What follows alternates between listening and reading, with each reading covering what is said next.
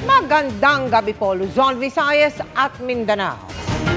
Tinawag na kasinungalingan ni Pangulong Bongbong Marcos ang aligasyon ni dating Pangulong Rodrigo Duterte na wala umanong bisa at hindi dapat ipatupad ang mahigit 6.3 trillion pesos na 2025 national budget. Ayon sa dating Pangulo at isang dating mambabatas, may mga blanco sa hawak nilang kopya ng BICAM report ng budget. Depensa naman ng Budget Department, ibang dokumento ang hawak ng dating Pangulo at hindi ang General Appropriations Bill na kompleto ng piniresenta sa Pangulo. Nakatutok si Ivan Mayrina. He's lying. He's a president. He knows that you cannot pass a GAA without with a blank. He's lying. Yan ang mariing pagtanggi ni Pangulong Bongbong Marcos sa aligasyon ni dating Pangulong Rodrigo Duterte na iligal at hindi pwede ipatupad ang pinirmahan ni Marcos na 2025 General Appropriations Act o National Budget. Ang basehan ni Duterte, ang hawak daw nilang kopya ng Bicameral Conference Committee report kung saan blanco umano ang halagang inilalaan para sa ilang mga item sa budget.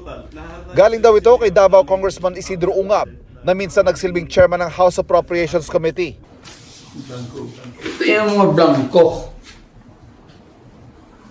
Hindi mo na nagpass a law with blank para ka nag-issue ng check niya ng blanco to. Ano yung sabihin? Sila na ang maglagay, ang sekretary o ang direktor? Anong kalokohan ng naisip ninyo niya? That is falsification of law, perjury or whatever criminal action.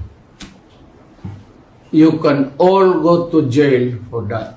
Pero giit ni Pangulong Marcos, He's lying because he knows perfectly well that that doesn't ever happen.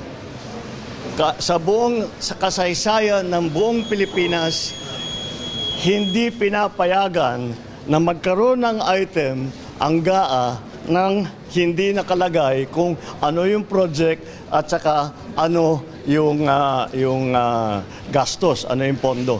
buwelta naman ni Executive Secretary Lucas Bersamin, fake news at isa rin daw krimen ang magpakalat nito. Daan-daang kawani daw ng gobyernong sumuyod sa bawat isa sa mahigit 4,000 pahina ng budget bago isinabatas.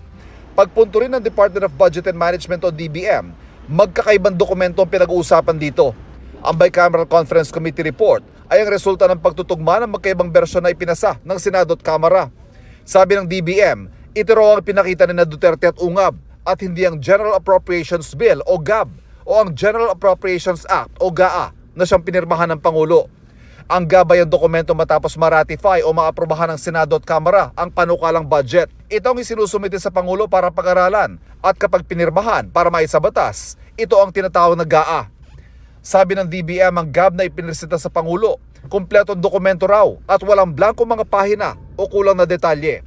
Bilang depensa naman kay Duterte, sinabi ni Attorney Salvador Panelo na nagpapahayag lang ng legal na opinyon ng dating Pangulo.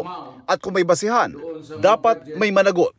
Pero tanong ni Ungab, paano na kompleto ang GAA kung may blanco sa BICAM report?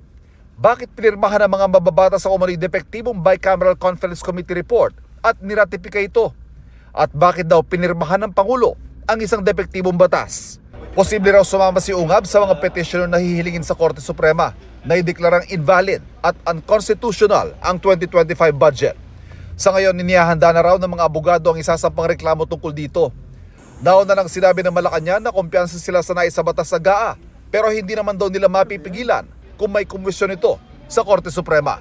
Para sa GMA Integrated News, Ivan Mayrina, nakatutok, 24 oras.